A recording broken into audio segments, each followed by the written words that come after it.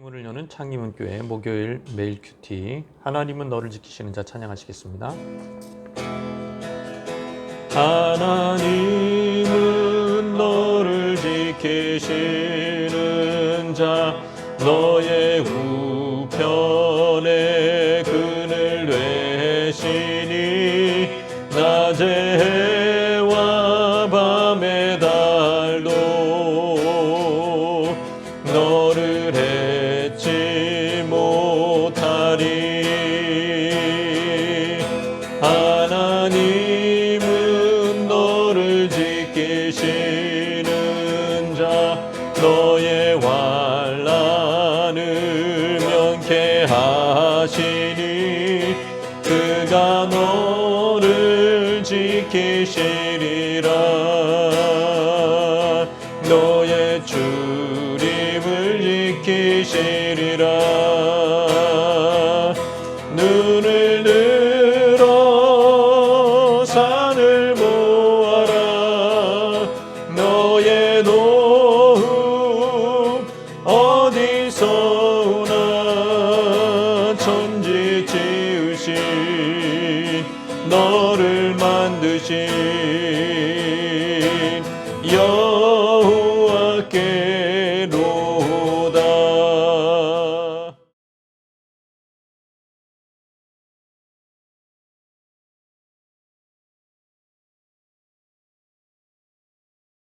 예루살렘의 수전절이 이르니 때는 겨울이라. 예수께서 성전한 솔로몬 행각에서 거니시니 유대인들이 애워싸고 이르되, 당신이 언제까지나 우리 마음을 의혹하게 하려 하나이까? 그리스도이면 밝히 말씀하소서. 내가 너희에게 말하였으되 믿지 아니하는도다. 내가 내 아버지의 이름으로 행하는 일들이 나를 증거하는 것이거늘 너희가 내 양이 아니므로 믿지 아니하는도다. 내 양은 내 음성을 들으며 나는 그들을 알며 그들은 나를 따르느니라. 내가 그들에게 영생을 주노니 영원히 멸망하지 아니할 것이요 또 그들을 내 손에서 빼앗을 자가 없느니라. 그들을 주신 내 아버지는 만물보다 크심에 아무도 아버지 손에서 빼앗을 수 없느니라. 나와 아버지는 하나이니라. 유대인들이 다시 돌을 들어 치려 하거늘 내가 아버지로 말미암아 여러 가지 선한 일로 너희에게 보였거늘 그 중에 어떤 일로 나를 돌로 치려 하느냐? 선한 일로 말미암아 우리가 너를 돌로 치려는 것이 아니라 신성 모독으로 인함이니 네가 사람이 되어 자칭 하나님이라 함이로라. 너희 율법에 기록된 바 내가 너희를 신이라 하였노라 하지 아니하였느냐? 성경은 폐하지 못하나니 하나님의 말씀을 받은 사람들을 신이라 하셨거든. 하물며 아버지께서 거룩하게 하사 세상에 보내신 자가 나는 하나님의 아들이라 하는 것으로 너희가 어찌 신성 모독이라 하느냐? 만일 내가 내 아버지의 일을 행하지 아니하거든 나를 믿지 말려니와 내가 행하거든 나를 믿지 아니할지라도 그 일은 믿으라. 그러면 너희가 아버지께서 내 안에 계시고 내가 아버지 안에 있음을 깨달아 알리라. 그들이 다시 예수를 잡고자 하였으나 그 손에서 벗어나 나가시니라. 다시 요단강 저편 요한이 처음으로 세례 베풀던 곳에 가사 거기 거하시니 많은 사람이 왔다가 말하되, 요한은 아무 표적도 행하지 아니하였으나 요한이 이 사람을 가리켜 말한 것은 다 참이라. 그리하여 거기서 많은 사람이 예수를 믿으니라. 오늘 본문 배경은 수전절입니다. 수전절. 맹인 청년을 고친 때가 초막절인데 두세 달이 지나면 겨울, 12월 겨울이 되고 이스라엘 절기 수전절이 됩니다. 그래서 겨울이라고 나옵니다. 예루살렘의 수전절이 이르니 때는 겨울이라. 예수께서 성전한 솔로몬 행각에서 거니셨다.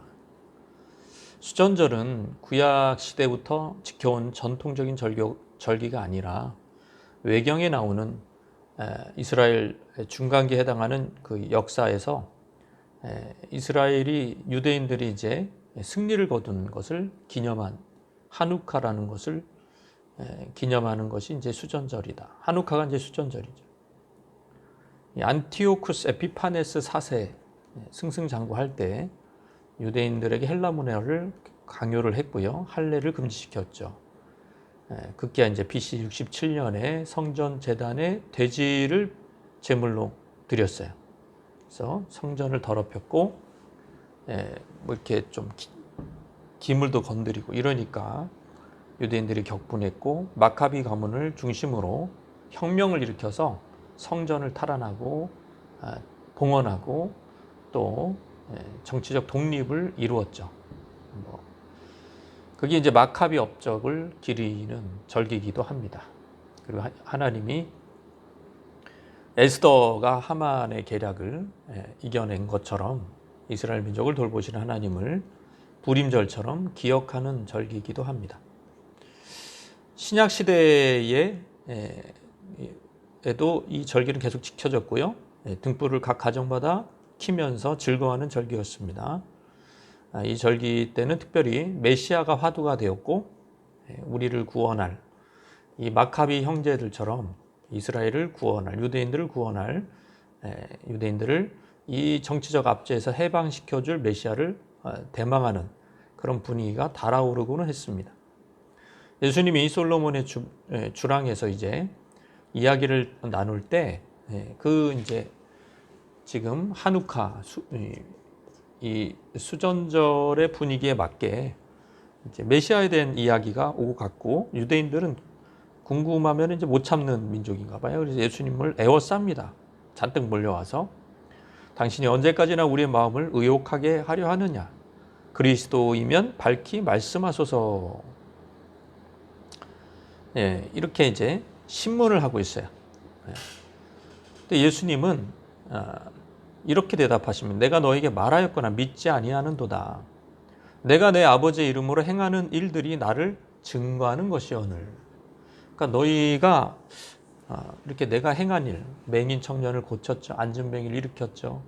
뭐 38년 된 병자를 베데스다 못가에 있는 병자를 일으켰죠. 이런 거 보면 메시아구나. 예수가 메시아구나.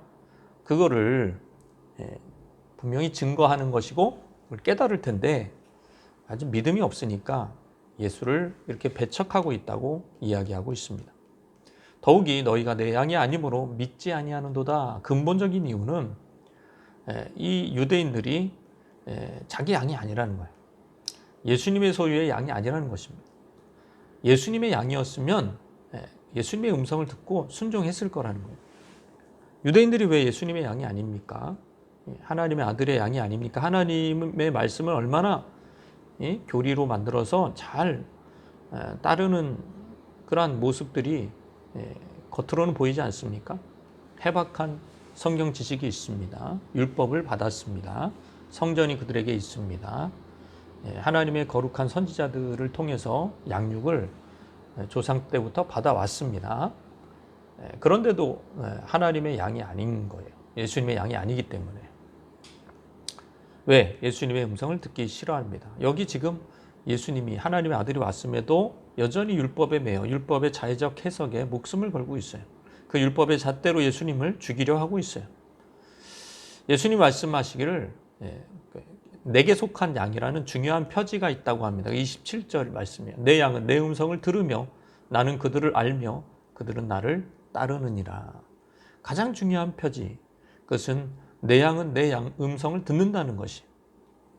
양들은 뭔가 무기도 없고 뭔가 이렇게 강한 이빨이나 뭐 발톱이나 뭐 이렇게 날쌘 것도 없고, 그렇지만 뭐 하나 잘하냐 하면 목자의 음성을 잘 구분한다 그래요. 그래서 팔레스타인에서는 양들이 서로 다른 목자의 소유의 양들이 섞여 있어도 목자들끼리 이게 내 양이네, 이게 네 양이니 뭐 이러면서 싸우지 않는다 그래요. 왜냐하면은 양들이 실제 자기 주인의 목소리를 들으면 정확하게 분별할 수 있기 때문에 양들이 알아서 간다는 거예요. 양들이 자기 목자의 음성을 듣는 이유가 분명합니다. 자기를 잘 알기 때문에. 저 목자만 따라가면은 배불리 목초지에서 푸른 초장에서 배불리 먹을 수 있고, 저 목자를 따라가면 깨끗한 물을 저 목자는 이미 알고 있어요. 어디 있는지. 그리고 맹수의 습격 이런 것도 방어를 다 합니다. 그러니까 양들은 본능적으로 안심을 하는 거예요. 목자를 따라가기로. 결정을 하는 이유는 목자가 양을 알기 때문이죠. 나는 그들을 예수님도 마찬가지죠. 예수님도 그 자기 양들을 안다는 거예요. 우리 성도를 안다는 거죠. 우리가 예수님을 아는 것보다 예수님이 우리를 아는 것이 훨씬 더 중요한 것입니다. 다윗을 알았죠. 우리 하나님이 다윗을 알았고, 다윗의 중요한 길목마다 다윗을 잘 아시고 그 상황을 아시는 하나님께서 다윗을 인도해 주셨습니다. 다윗이 하나님을 아는 것보다 더 중요한 것은 하나님이 다윗을 아느냐, 그것을 신뢰하느냐, 그래서 그 음성을 듣느냐. 그래서 다윗은 힘이 생겼어도, 나중에 힘이 생겼어도 계속 힘이 생길 이후에도 주님의 음성을, 하나님의 음성을 따라갔던 사람이었습니다. 이제 우리도 마찬가지죠. 예수님이 어떤 분이시냐, 우리를 아시고 우리의 상황을 아시고 모든 것을 아시고 우리 미래도 아시고 영혼까지 아시고 우리의 원수의 공격이 어떤 것인지도 아시고, 그래서 우리를 보호하시는 분이심을 안다면 우리는 어떤 결정을 내려야 됩니까? 주님의 음성을 따라가야 되는 거죠. 나를 가장 잘 아시는 예수님께 우리 삶을, 우리 영혼을 의탁하고, 그래서 우리의 이성과 경험과 지식으로만 이 세상을 살지 말고 말씀과 기도로 성령의 충만함으로 우리 예수님의 인도를 받아야 할 줄 믿습니다. 28절에 보면 내가 그들에게 영생을 주노니 영원히 멸망하지 아니할 것이요 또 그들을 내 손에서 빼앗을 자가 없다. 이게 바로 성도의 견인이라는 교리의 아주 핵심 근거가 되는 구절이죠. 하나님이 영원한 섭리에 의해서 선택된 예수님의 양들은 결코 구원, 영생을 뺏기지 않는다는 것이. 그러면 영생으로 이끄시는 성도의 견인, 그건 어떤 방법으로 이루어집니까? 양들이 예수님의 음성을 따라감으로 성도의 견인이라는 그런 하나님의 보호가 끝까지 성취된다는 것이죠. 그러니까 하나님 편에서 볼 때는 신자의 구원과 영생 복락을 뺏을 자가 없는 거예요. 근데 선택받은 우리 입장, 양들의 입장에서 볼 때는 우리는 주님의 음성을 분별할 수 있는 능력이 있다는 것이죠. 분별력이 있다는 거죠. 그러니까 이게 하나로 같이 가는 거예요. 그러니까 목자, 예수님이 우리의 목자라면 그 예수님의 양이 우리가 안전하다고 말할 수 있는 이유는 내 양은 내 음성을 들으며 나는 그들을 알며 그들은 나를 따르기 때문이라고 말씀하신 거죠. 예수님이 우리를 예정하시고 선택하시고 영생 복락으로 우리를 이끄시는 그러한 성도의 견인, 이끄시는, 끝까지 보호하시고 이끄시고 보호하시고 우리를 안전하게 하시는 그 근거가 뭐냐? 예수님의 선택이죠. 그러면 나타나는 현상은 뭐냐? 우리가 주의 음성을 따르는 거죠. 이게 하나로 나타나는 거예요. 그럼 이거를 유대인들은 자꾸 분리를 해요. 그래서 편리한 구원론이라고 하죠. 어떻게 분리를 하냐면 나는 아브라함의 후손이요, 할례를 받았어. 그렇기 때문에 구원받았어. 그렇지만 실제 삶 속에서는 주님의 음성을 거절하잖아요. 예수님은 배척하잖아요. 죽이려고 그러잖아요. 그냥. 그건 뭐냐? 그들이 택함을 받지 않는 백성이라는 것을 증거해 주는 거예요. 그들이 택함을 받는 백성이었다면 예수님의 음성을 따라갔겠죠. 나는 할례 받은 백성이라고 끝나지 않고, 우리도 마찬가지예요. 내가 세례 받은 백성이요, 난 천국 백성이야 라는 어떤 자기 선언으로, 자기 고백으로 끝나지 않고, 신앙 고백으로 끝나지 않고 실제 우리의 삶은 주님의 음성을 듣는데 계속 최적화되겠죠. 그게 바로 우리가 선택받았다라는 우리 쪽에서의 증거죠. 하나님의 영원 전부터 우리를 선택하시는 그런 하나님의 행위, 구원 행위가 있을지라도 그것은 우리의 순종하고 같이 가는 것이다. 그거를 분리하는 것 자체가 굉장히 이상한 논리고 유대인들의 거짓 신앙으로 가는 길이라는 것을 충분히 말씀드릴 수가 있습니다. 그래서 구원과 순종은 같이 가는 겁니다. 본질상. 그걸 떼려고 하는 것 할수록 결국에는 이상한 논리에 빠지고 우리 신앙은 굉장히 혼선을 빚게 됩니다. 30절에 나와 아버지는 하나다. 이거는 이제 유일신론, 한 분이신 하나님, 그거를 뒤집는 거죠. 그래서 나와 아버지는 하나다라는 것은 유대인들에게 걸림이 되고 실족이 됩니다.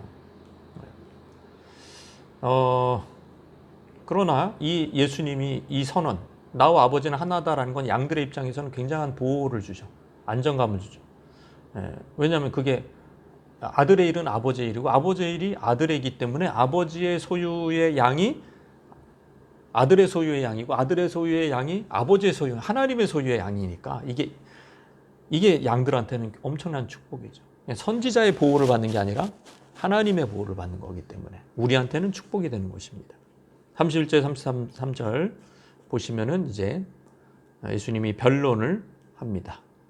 신성 모독을 한다는 유대인들을 향해서 34절, 35절에 여러 가지 변론을 하면서 너희들도 율법을 받은 하나님의 백성에 대해서 신들이다. 너희는 신들이라라는 그런 표현을 쓰지 않았냐 시편에.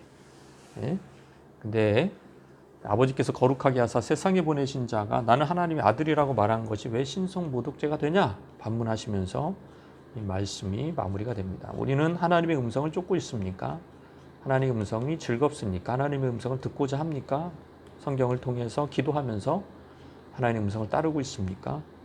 그렇다면 우리 하나님의 자녀라는 확신, 그 하나님의 소유라는 것이 너무나 명확하게 드러나는 것입니다. 이 말씀 생각하면서 주님 앞에 나가시겠습니다.